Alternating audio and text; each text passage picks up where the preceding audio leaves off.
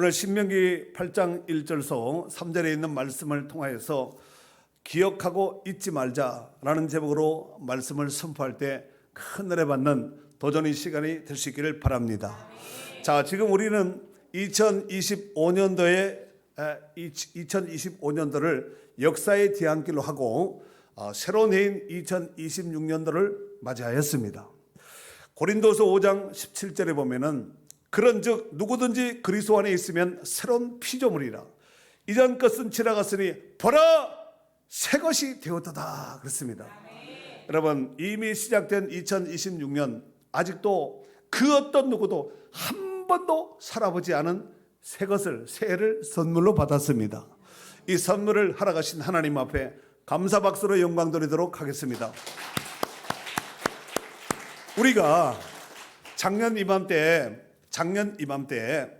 2025년을 새 것으로 받았다고 박수치면서 또 기뻐한 적이 있었거든요. 그런데 요수같이 세월이 흘러서 벌써 1년이라는 세월이 휙 지나가고 만 것이에요. 그리고 내년 이맘때쯤 되면은 지금 우리가 새 것을 받았다고 기뻐하며 박수를 쳤듯이 묵은 해가 되어서 2027년도가 시작되었습니다. 또 이렇게 시작되는 시점이 분명히 아마 살아있는 동안은 볼 수 있으리라 생각됩니다. 에베소서 5장 16절에 보면은 세월을 아끼라 때가 악하니라 그랬습니다. 세월을 막 쓰면 안 되고 세월을 어떻게 하라고요? 아끼라 그랬습니다. 여러분, 송구영신이란 이 말은 옛것은 보내고 새것을 맞는 시간이 송구영신이 아니겠습니까? 이것은 단순히 달력만 바꿔서 새날 또 새해를 맞는 것이 아니라 우리 하나님께서 우리의 삶을 통해서 하나님께서 행하신 새로운 일을 하나님이 새로운 달력과 함께 새해와 함께 하나님이 하시겠다는 것이에요. 그러니까 하나님은 새 일을 하시려고 하는데 우리가 옛날 생각에 자꾸 매여 있으면 어떻게 되겠습니까? 새 술은 새 부대에 넣어야 둘이 다 보존된다고 말씀하고 있습니다. 2026년도가 이미 시작되었음에도 불구하고 제가 1월달 설교 가운데 항상 했던 설교 가운데 그 말씀이 있는데 뭐냐면은 매년 1월달을 맞을 때 2025년 13월달로 맞지 않기를 바랍니다. 이런 말을 제가 늘상 했거든요. 13월달이 아니라 2026년 첫 달, 세 달을 우리 가운데 하나님께서 선물로 주셨습니다. 2026년은 세상 사람들이 말하는 12지간에 의하면 붉은 말의 해라고 말을 합니다. 우리야 뭐 상관이 없겠지요. 2026년은 육식갑자로 병원년, 즉 붉은 해의 붉은 말의 해라고 말을 하는데 동양 철학에서는 이 병자가 병원년의 이 병자가 붉다라는 붉은색을 뜻하고 오는 말을 상징합니다. 그래서 붉은 말을 상징하는데 그렇다면은 이 세상 사람들이 말하는 동양 철학에서 말하는 이 붉은 말의 해를 성경에서는 뭐라고 해석을 하고 있는지 한번 제가 성경에서 찾아봤습니다.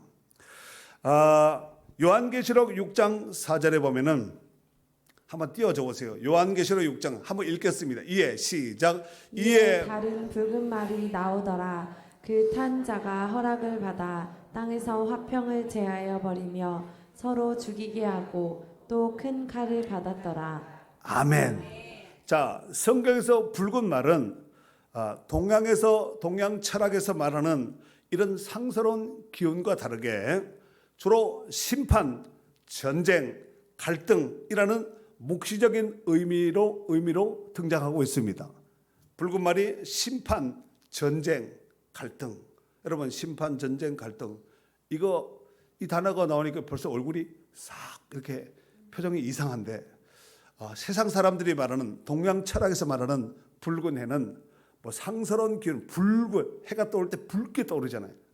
붉은 아주 막 이렇게 말과 같이 이렇게 상스러운 기운이 있을 것이다 하는데 성경에서는 붉은 말이 나오는데 땅에서 화평을 취하여 버리며 서로 죽이게 하고 또 큰 칼을 받았더라 그랬습니다. 이는 화평이 사라지고 사람들 사이에 갈등이 일어난 것을 뜻합니다. 그리고 큰 칼은 그냥 칼이 아니라 큰 칼은 전쟁뿐만 아니라 분열과 파괴적인 전쟁 이상의 어마어마한 어떤 강력한 어떤 재앙이 있을 것이다. 이것을 상징하는 것이 요한계시록 6장 4절에 있는 말씀입니다. 모쪼록 붉은색은 피 내지는 이 피는 심판과 희생을 상징하며 전 지구적인 혼란을 경고하는 의미가 크다라고 요한계시록 6장 4절을 해석할 수가 있는데, 저는 사실 제가 옛날에는 내가 무슨 띠다, 지금 무슨 뭐 예를 들어서 뭐 병원년이다, 을사년이다 뭐 이렇게 말을 썼는데, 제가 어느 순간에 그걸 제가 신경도 안 쓰고 삽니다. 그래서 작년에 무슨 해였는지 올해가 무슨 해인지 사실 몰랐는데, 설교 준비하다 보니까 올해가 사람들이 벌써 저한테 카톡이나 문자 오시는 분들이 병원년 뭐 세균 받고 뭐 세상 사람들이 저한테 인사할 거 아니에요. 뭐 이제 시의원들도 그렇고 뭐 교수님들 이렇게 오는데, 병원년에 세균 받고 건강하시고 가정에 화목하시고 온갖 것을 하는데, 그 병원년이란 말, 그래서 내가 내년이 붉은 말의 해구나라는 것을 알았고, 그렇다 해서 제가 우리 목사님은 한문을 잘 모르시는가 보다 이렇게 생각하시는 분이 혹여나 있을까 봐, 오해가 될까 봐 말씀을 드리는데, 제가 고등학교 다닐 때 한자 경시대에 나가가지고 상을 받은 것이 있습니다. 그러니까 제가 한문을 잘 모르는 사람이 아니에요. 잘 안 써서 잘 안 사용 안 할 뿐이지 한문을 모르시는가 본데, 저는요 신기하게 하나님께서 한자가 이게 다 조립 글자잖아요. 상형 글자잖아요.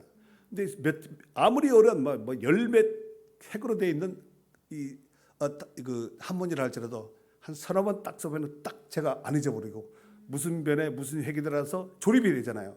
그래서 뭐다 하면은 어려운 것도 잘 쓸 수 있거든요. 그 한문을 몇 번 이렇게 하면 잘 안 잊어버려요. 그래서 고등학교 다닐 때 제가 경시대에 가서 상 받아온 것도 지금도 제 방에 있습니다. 아무튼 역사의 주관자 되시는 하나님께서 어떻게 역사를 주관해 나가실지 우리는 알 수가 없습니다. 분명한 사실은 하나님은 여전히 우리와 함께 해 주실 줄로 믿습니다. 자, 이제 오늘 본문의 신명기는 이제 가나안 땅을 목전에 두고 이스라엘 백성들에게 모세가 전한 고별 설교와 같은 말씀이, 모세의 세 편의 설교가 신명기거든요. 그 가운데서 이제 신명기 8장에 있는 말씀을 통해서 잊지 말고 기억하라 라고 말씀하고 있는데, 이제 40년을 마무리하고 약속의 땅인 가나안 땅을 들어감에 있어서 모세가 이스라엘 백성들에게 지금 특별히 부탁하고 특별 부탁을 하면서, 왜냐하면은 지난날의 삶을, 광야 여정의 삶을, 출애굽서부터 광야 여정의 40년의 삶을 모세는 누구보다가도 지도자로서 잘 알고 있었습니다. 그러니까 너희들 광야에서 불순종하고 우상 숭배하고 하나님 앞에 패역 부도하고 이랬던 것을 가나안 땅에 들어가서 절대로 그거 하면 안 된다, 애타는 마음으로 모세가 설교한 것이 신명기입니다. 자, 그렇다면 오늘 말씀을 통하여서 우리가 무엇을 기억하고 어떤 마음으로 새해를 맞고 그렇게 살아야 될 것인지, 자, 오늘 말씀을 통해서 같이 나누도록 하겠습니다. 자, 먼저 2절 말씀 한번 읽어주세요. 내 하나님 여호와께서 이 40년 동안에 내게 광야 길을 걷게 하신 것을 기억하라. 이는 너를 낮추시며 너를 시험하사 내 마음이 어떠한지 그 명령을 지키는지 지키지 않는지 알려 하심이라. 아멘.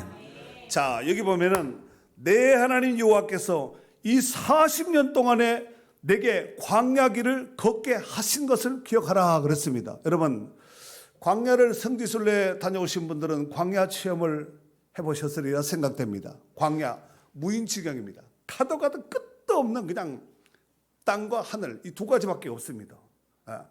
나무 없고 그냥 끝없는 사막과 하늘 두 개밖에 없다니까요. 이 땅을 성지순례 다녀오신 분들은 에어컨이 빵빵하게 나오는 리무진 차를 타고 그 땅을 샥 고속도로 아스팔트 위로 달리거든요. 그런데 달리면서 가도 1시간, 2시간, 3시간 가도 끝없는 그냥 광야예요. 그 길을 달리는데, 모세시대 이스라엘 백성들은 그 광야 여정을 몇 년을 살았냐면은 1년도, 2년도, 10년도, 20년도 아닌 40년을 살았다는 거예요. 40이라는 숫자가 성경에 나오면은 고난의 수구나 이렇게 생각하시면 됩니다. 광야 이스라엘 백성들이 40년 여정 광야 생활을 했고 또 예수님도 광야에 나가서 40일 동안 줄이셨고 또 뭐가 있을까요? 성경에서 40을 상징하는 거. 네? 크게. 그러니까 예수님이 광야 40년을 40일을 금식하셨잖아요. 이 모세도 40일 동안 그렇잖아요. 40년 동안 광야 생활을 하거든요. 그렇잖아요. 이 40이라는 숫자가 나면은 고난과 또 고난의 수구나 이렇게 생각하시면 좋을 듯 싶습니다. 자, 그런데 이 40년 동안에 내게 광야 길을 걷게 하신 것을 기억하라 그랬습니다. 그러니까 이스라엘 백성들이 광야 40년을 걸은 것은 스스로 걸은 것이 아니라 하나님이 걷게 하신 거예요. 수동태입니다. 하나님이 걸어가게 하신 거거든요. 하나님이 인도하신 겁니다. 여러분, 우리 인생사의 삶을 돌아보면은 내가 살아온 나의 인생인 것 같지만 그렇지 않습니다. 하나님이 살게 하셨고 하나님이 이끌어서 우리는 여기까지 온 줄 믿습니다.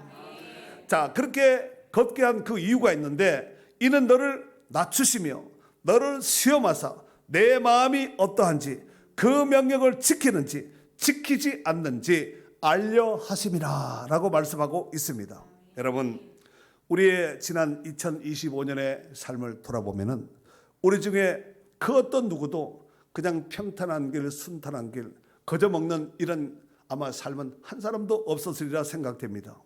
정말 숨가 쁘게 달려왔고 또 어떤 문제 속에서는 정말 밤잠을 스칠 정도로 고민하고 고뇌하며 정말 식음을 전폐할 정도로 이런 고통 속에서 보낸 이런 분도 아마 있었으리라 생각됩니다. 그 가운데서 경제적인 문제, 질병의 문제, 또 관계 깨어짐의 문제, 혹은 말로 닿을 수 없는 마음의 이 심령의 고난을 겪으신 분 얼마든지 있을 수가 있습니다. 하지만 성경은 그 광야의 시간과 같은 일들이 우연히 어쩌다가 당면한 것이 아니라 하나님이 걷게 하셨다 그랬잖아요. 하나님이 광야 훈련 현장으로 우리 인생을 몰아넣으신 거예요. 이스라엘 백성들이 출애굽을 할 때 출애굽해서 애굽에서 나가면은 바로 홍해가 있다는 것을 몰라서 하나님이 홍해길로 인도하신 것이 아니라 하나님이 그 길로 집어넣은 거예요. 홍해를 건넌 뒤에 끊임없는 광야가 펼쳐지는 그 길을 몰라서 광야가 있다는 것을 몰라서 하나님이 그렇게 하신 것이 아니라 알면서 하나님이 집어넣은 겁니다. 그래서 네 마음이 어떠한지 그 명령을 지키는지 지키지 않는지 그 마음을 너희들의 마음을 알기를 원하여서 하나님이 그렇게 하셨다라고 말씀하고 있습니다. 하나님께서는 이스라엘 백성들에게 두 가지 목적을 해서 광야를 인도하셨다고 말씀하고 있는데 첫 번째로 낮추시기 위해서. 여러분, 사람이 낮아지면은 별로 안 좋잖아요. 높아지면은 누구든 서로 높아지려고 공부하고 열심히 하고 막 이런 거 아니에요? 그런데 낮춰버린다. 높아져도 시원찮을 판에 낮춰버린다. 하나님이 팍 낮추기 위해서 하나님이 광야를 집어넣었다는 거예요. 예. 광야는 내 힘으로 자력으로 살 수 없는 것이 광야입니다. 내 능력과 경험은 아무 의미가 없습니다. 거기서 광야에서 아무것도 없는데 컴퓨터 잘하면 무슨 소용이 있어요? 핸드폰 잘하는 거 무슨 소용이 있어요? 핸드폰이 어디 있어요 옛날에? 집에서는 잘하지. 아무것도 없는 광야에 나가서 나 핸드폰 잘하는데 집에 들다 놓으면은 나 핸드폰 잘할 수 있는데 아무 의미가 없습니다. 예. 오직 광야는 하나님 한 분만 바라보기 위해서 하나님이 광야 훈련장에 그들을 집어넣으신 겁니다. 그래서 그들로 하여금 하나님 없이는 나는 단 하루도 살 수가 없어요. 단 한순간도 살 수가 없어요. 이 고백을 시키기 위해서 하나님이 집어넣으신 겁니다. 두 번째, 그들의 마음을 시험하여 마음을 알기 위해서 하나님이 광야에 집어넣으신 겁니다. 그 고통과 어려움 속에서도 정말 하나님의 말씀이 하나님 명령을 지키는지 아니면 지키지 않는지 이것을 알기 위해서 하나님이 집어넣었다는 거예요. 2절 말씀 한번 더 읽어주세요. 내 하나님 여호와께서 이 40년 동안에 내게 광야 길을 걷게 하신 것을 기억하라. 이는 너를 낮추시며 너를 시험하사 내 마음이 어떠한지 그 명령을 지키는지 지키지 않는지 알려 하심이라. 하나님도 우리의 마음을 알기를 원하는 거예요. 정말 알고 싶어 합니다. 우리의 지난 한 해 동안 겪었던 고난과 고통과 어려움은 우리를 무너뜨리기 위해서 하나님이 그렇게 고통과 어려움을 준 것이 아니라 우리를 더욱더 하나님의 사람으로 견고하게 서고 단단하게 든든하게 세우게 한 하나님의 훈련 방법이었다는 것을 꼭 기억할 수 있기를 바랍니다. 그리고 사실 광야에서 무슨 농사를 지어요? 광야에서 무슨 목축을 하겠습니까?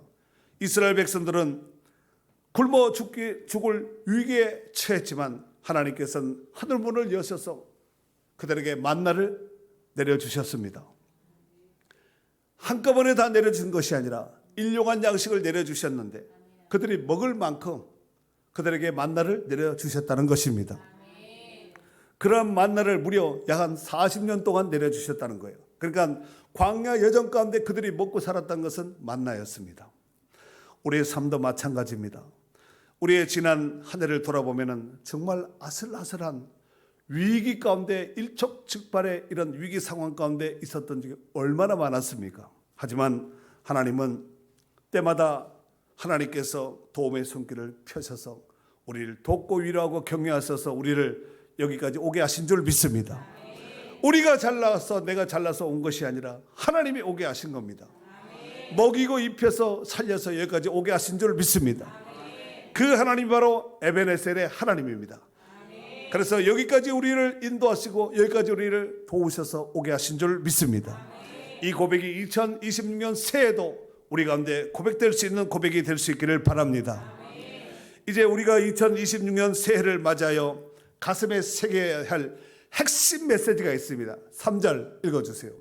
너를 낮추시며 너를 줄이게 하시며 또 너도 알지 못하며 내 조상들도 알지 못하던 만나를 내게 먹이신 것은 사람이 떡으로만 사는 것이 아니요 오 여호와의 입에서 나오는 모든 말씀으로 사는 줄을 내가 알게 하려 하심이니라. 아멘. 새해도 우리는 여전히 떡의 문제에 직면할 때가 반드시 옵니다. 정말 교회를 가기는 가야 되는데 또 이게 목구멍이 포도청인지라 돈 벌러 가야 되는데 이 사이에서 하나님과 세상 사이에서 왔다 갔다 하면서 갈등할 이런 문제가 반드시 직면하게 될 것입니다. 그렇죠. 그러나 사람이 떡이 필요 없다는 얘기가 아니에요. 떡으로만 살 것이 아니에요. 이 말이 무슨 말일까요? 떡도 필요하지만 꼭 떡만 가지고 사는 것이 아니라는 것이에요. 분명한 사실은 우리의 영혼은 하나님의 말씀을 먹어야 삽니다. 환경이 흔들려도 변하지 않는 하나님의 약속의 말씀을 굳게 붙잡아야 될 줄로 믿습니다.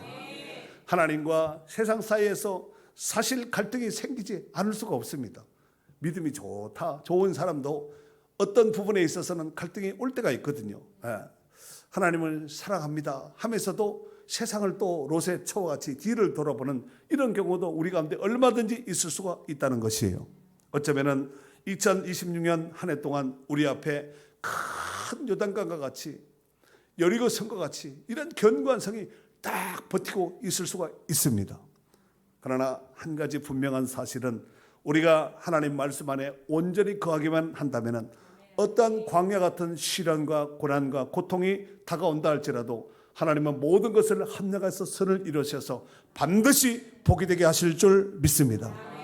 사랑하는 성도 여러분, 이제 이미 시작된 2026년도에 우리는 어떤 삶이 우리 앞에 펼쳐질지 우리의 가정에, 우리의 자녀들에게, 우리의 교회에, 우리 국가에, 또 우리의 직장에 어떤 일이 펼쳐질지 알 수 있는 사람은 아무도 없습니다. 이 궁금하니까 자꾸 점쟁이한테 가는 거예요. 알 수 없습니다. 다만 우리가 그 하나님께 맡기고 의지하고 나간다면 반드시 하나님께서 함정에서 선을 이루어 주시고 반드시 승리하게 하실 줄 믿습니다. 전도서 11장 6절에 보면 이런 말씀이 있습니다. 너는 아침에 씨를 뿌리고 저녁에도 손을 놓지 말라. 이것이 잘 될는지 저것이 잘 될는지 혹 둘이 다 잘 될는지 알지 못함이라 그렇습니다. 하나 더 붙인다면 둘이 다 안 될 수도 있습니다. 이것이 잘 될지 저것이 잘 될지 둘 다 잘 될지 둘 다 안 될지 알 수가 없다니까요. 다만 우리가 새해를 시작하면서 하나님을 바라보기 때문에 우리는 둘 다 잘 될 것이다. 어차피 우리는 경험하지 않았잖아요. 그러나 믿음으로 분명히 하나님이 함께 하시면 둘 다 잘 되게 하실 줄로 믿습니다. 이게 믿음이 아니겠습니까? 그러기 위해서는 오늘 본문 1절 말씀처럼 우리가 이 모든 명령을 지켜 행할 때 우리는 살고 번성하며 하나님께서 약속하신 그 땅, 그 축복을 누리게 될 줄 믿습니다. 이제 2026년 여러분의 가정과 일터와 우리 교회 위에 하나님의 말씀이 실제가 되어서 또 역사 가운데 풍성의 누림을 받는 축복된 새해가 될 수 있기를 주의 이름으로 축원합니다. 축원합니다.